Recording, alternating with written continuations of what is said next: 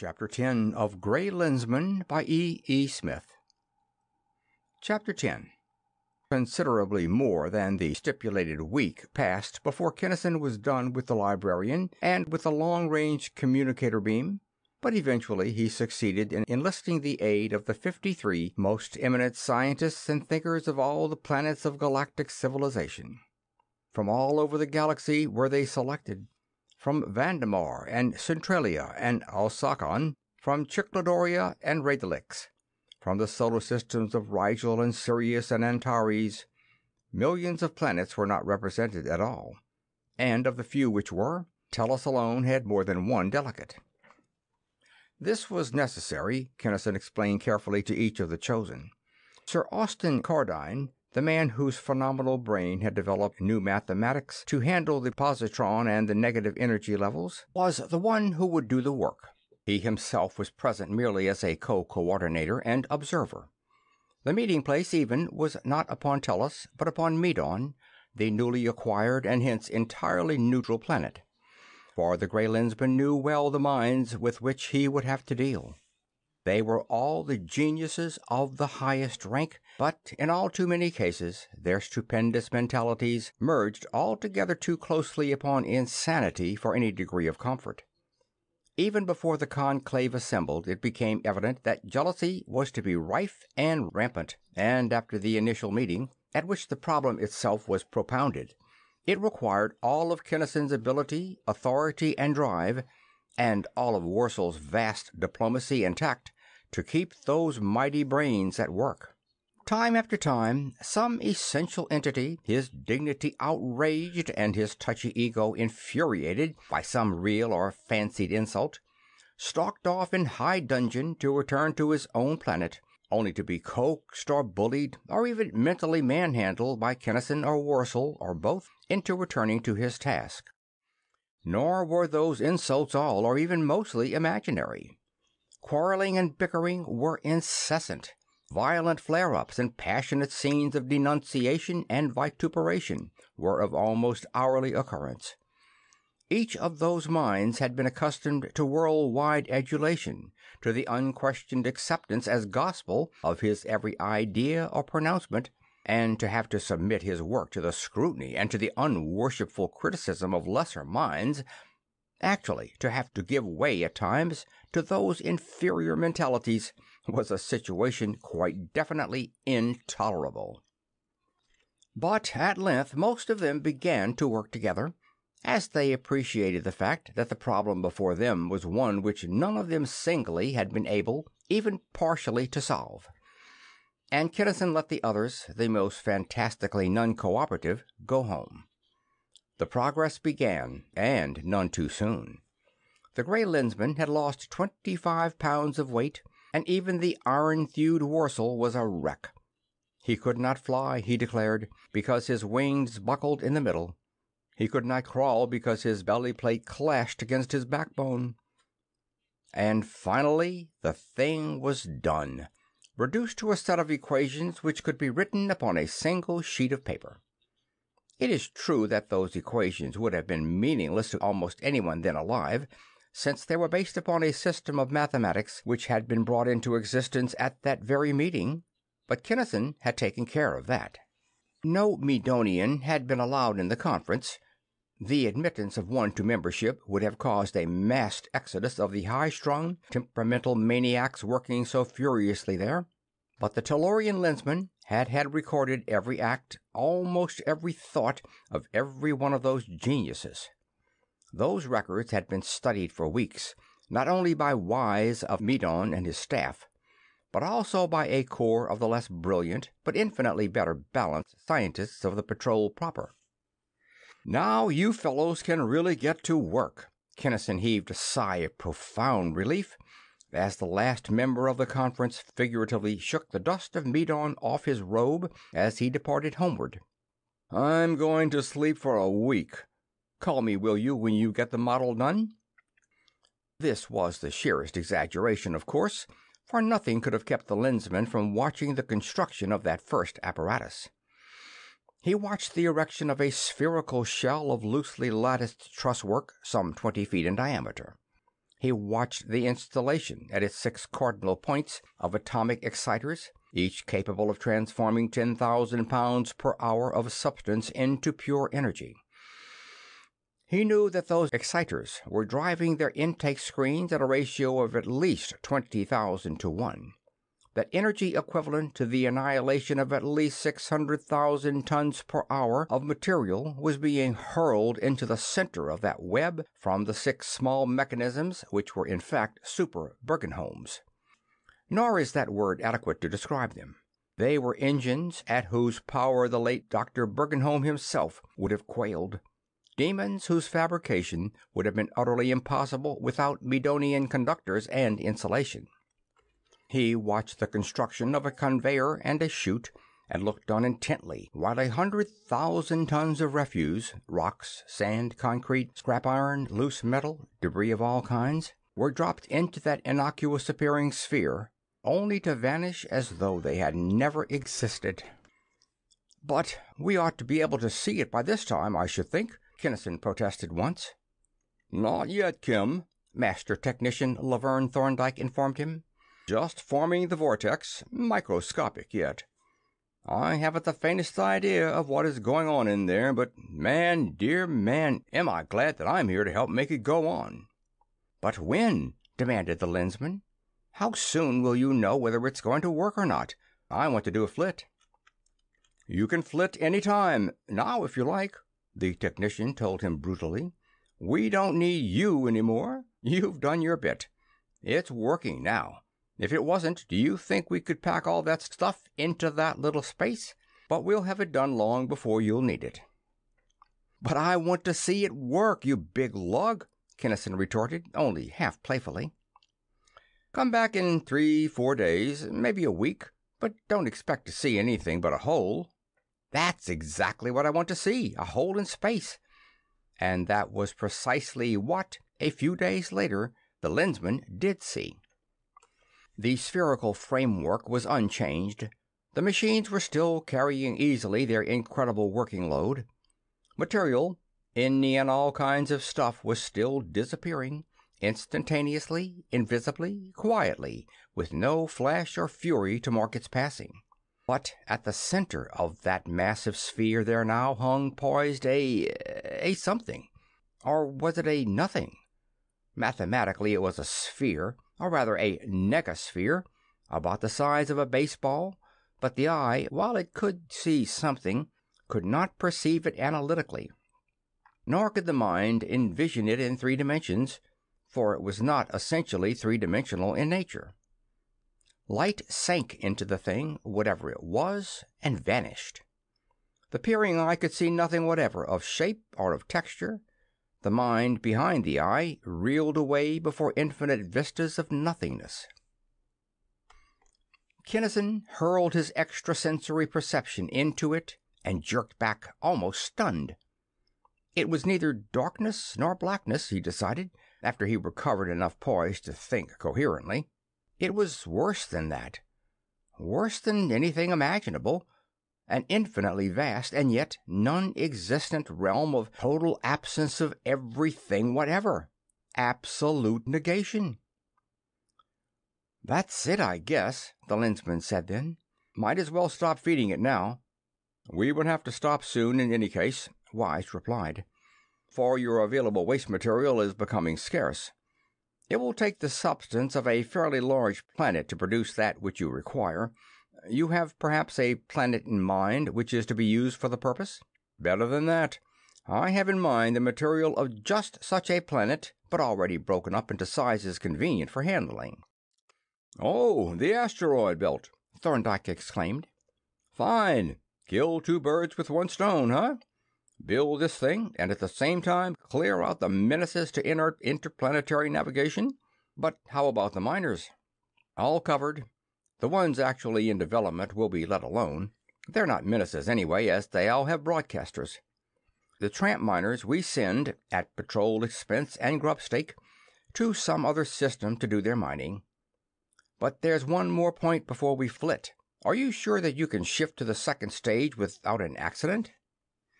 "Positive. Build another one around it. mount new bergs, exciters, and screens on it, and let this one, machines and all, go in to feed the kitty, whatever it is," the technician finished. "QX, let's go, fellas."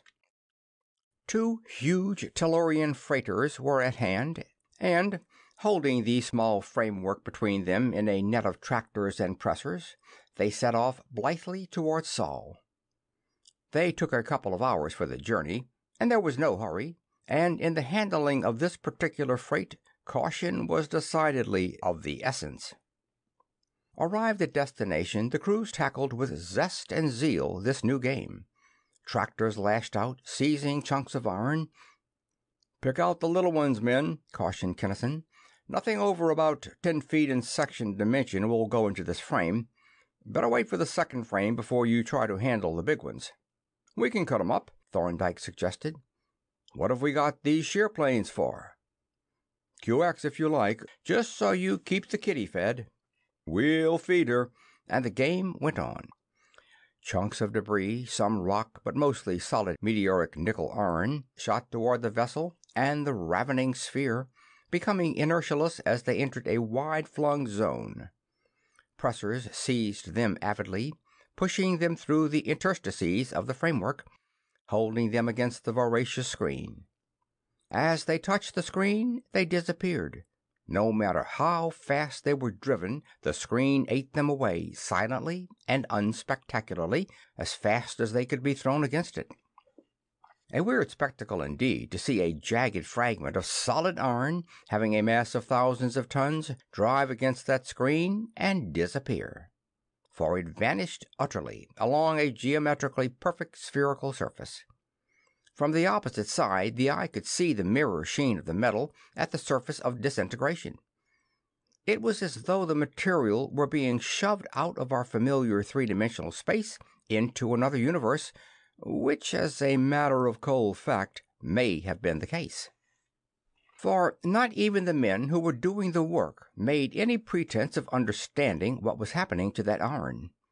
Indeed, the only entities who did have any comprehension of the phenomenon, the 40-odd geniuses whose mathematical wizardry had made it possible, thought of it and discussed it not in the limited three-dimensional symbols of everyday existence, but only in the language of high mathematics, a language in which few indeed are able to really and readily to think.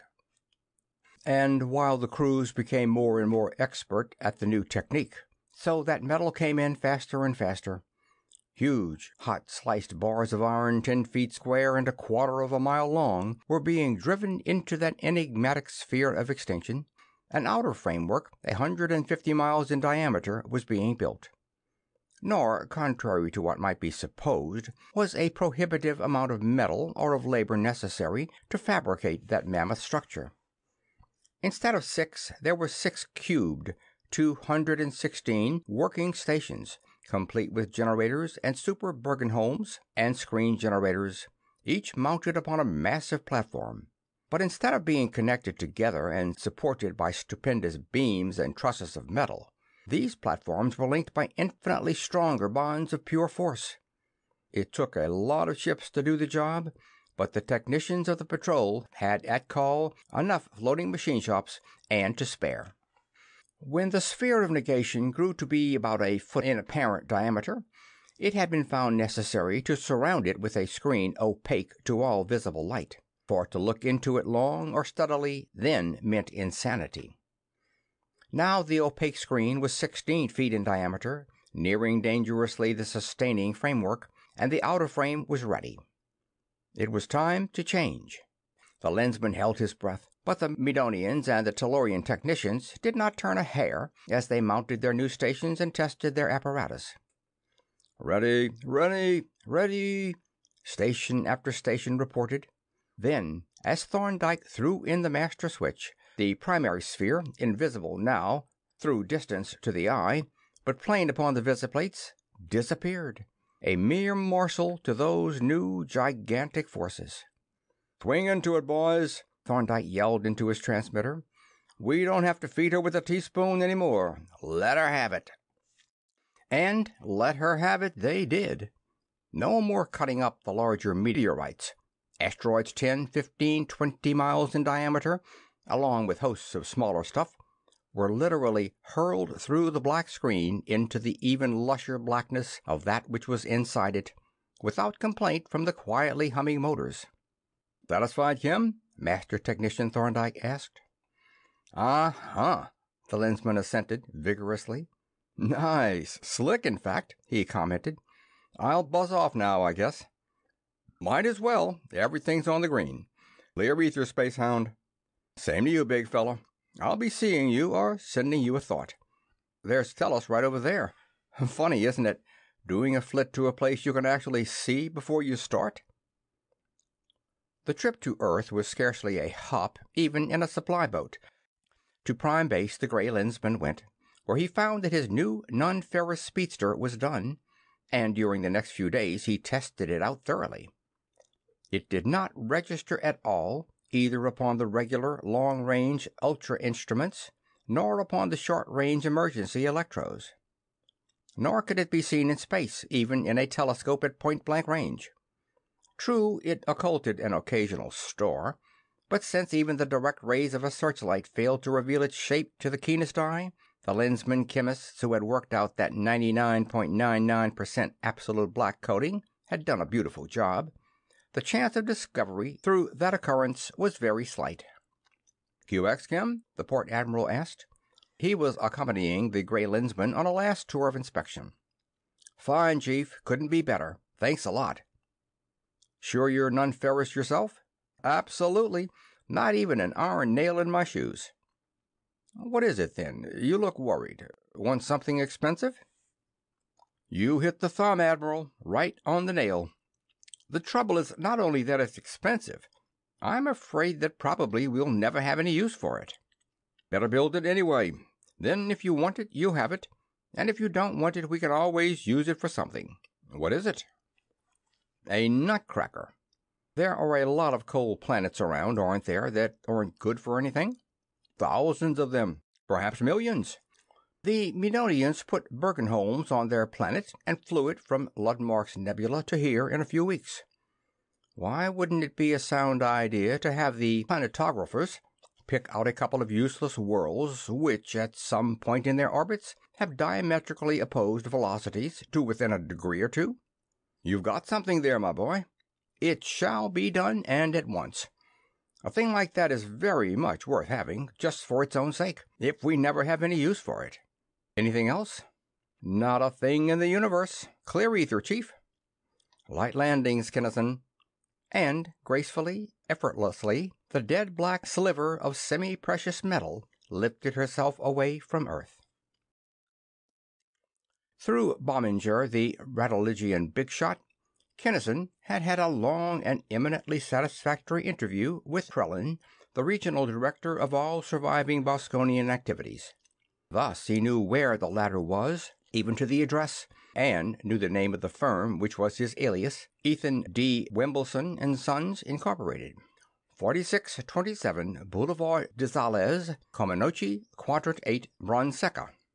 That name was Kim's first shock, for that firm was one of the largest and most conservative houses in galactic trade, one having an unquestioned AAA1 rating in every mercantile index.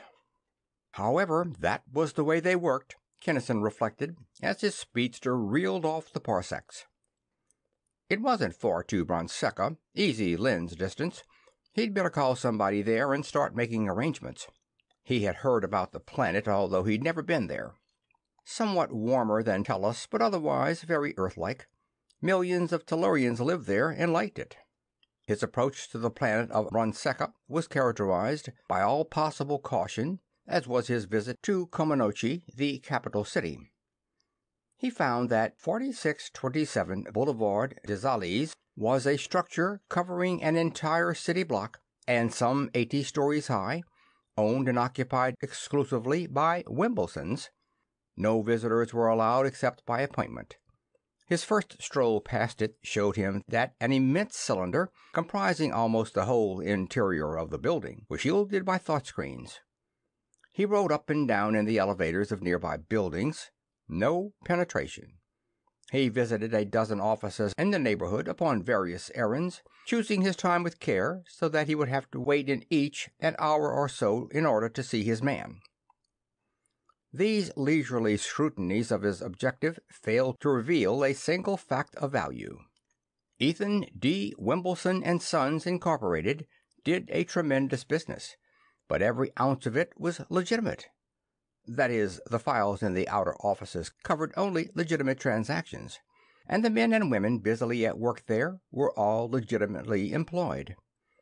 And the inner offices, vastly more extensive than the outer, to judge by the number of employees entering in the morning and leaving at the close of business, were sealed against his prying every second of every day. He tapped in turn the minds of dozens of those clerks, but drew only blanks. As far as they were concerned, there was nothing queer going on anywhere in the organization.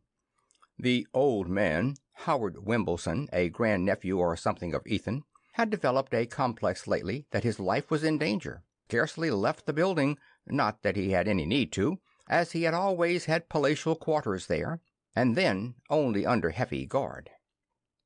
A good many thought-screened persons came and went, but a careful study of them and their movements convinced the Gray Lensman that he was wasting his time. "No soap," he reported to a lensman at Bronseca's base. "Might as well try to stick a pin quietly into a cat-eagle. He's been told that he's the next link in the chain, and he's got the jitters right. I'll bet he's got a dozen loose observers instead of only one. I'll save time, I think, by tracing another line. I have thought before that my best bet is in the asteroid dens instead of on the planets. I let them talk me out of it. It's a dirty job, and I've got to establish an identity of my own, which will be even dirtier, but it looks as though I'll have to go back to it." "But the others are warned too," suggested the Bronsecan. "They'll probably be just as bad. Let's blast it open and take a chance on finding the data you want." "No," Kinnison said emphatically. "Not a chance in the universe that there's anything there that would do me a bit of good on the big hunt. The others are probably warned, yes, but since they aren't on my direct line to the throne, they probably aren't taking it as seriously as this Prellin or Wimbleson is. Or if they are, they won't keep it up as long. They can't, and get any joy out of life at all. And you can't say a word to Prellin about his screens either," the Tellurian went on in reply to a thought. "They're legal enough, just as much so as spy ray blocks. Every man has a right to privacy. Just one question here, or just one suspicious move, is apt to blow everything into a cocked hat. You fellows keep on working along the lines we laid out, and I'll try another line. If it works, I'll come back and we'll open this can the way you want to. That way, we may be able to get the lowdown on about 400 planetary organizations at one haul." Thus it came about that Kinnison took his scarcely used indetectable speedster back to Prime Base, and that in a solar system prodigiously far removed from both Tellus and Bronseca there appeared another tramp meteor miner. Peculiar people, these toilers in the interplanetary voids. Flotsam and jetsam, for the most part the very scum of space.